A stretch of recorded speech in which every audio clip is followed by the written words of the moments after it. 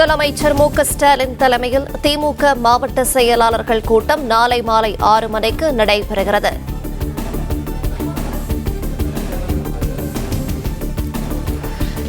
முதலமைச்சர் மு.க. ஸ்டாலின் தலைமையில் திமுக மாவட்ட செயலாளர்கள் கூட்டம் நாளை மாலை 6 மணிக்கு நடைபெறுகிறது. விவரங்களை தருகிறார் செயலாளர் ஜபர்சன்.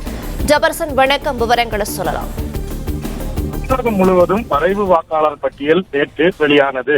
தமிழகம் முழுவதிலும் ஒட்டுமொத்தமாக 6.41 கோடி வாக்காளர்கள் இருந்த நிலையில தற்போது அது 5.43 கோடியாக குறைந்துள்ளது. குறிப்பாக 97.38 லட்சம் வாக்காளர்கள் அதில் நீக்கப்பட்டிருப்பதாக தெரிவிக்கப்பட்டிருந்தது.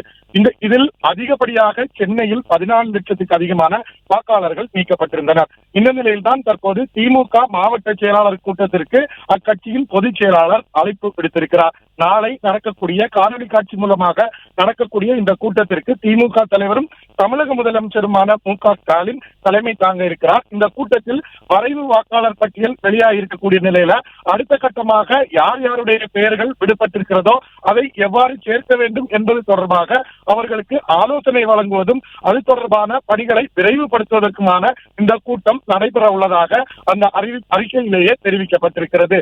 தொடர்ந்து இந்த கூட்டத்தில் மாவட்ட செயலாளர்கள் மட்டுமல்லாமல் சட்டமன்ற உறுப்பினர்கள், நாடாளுமன்ற உறுப்பினர்கள் என அனைவரும் கலந்து கொள்ள வேண்டும் என்றும் அந்த அறிக்கையில் தெரிவிக்கப்பட்டிருக்கிறது.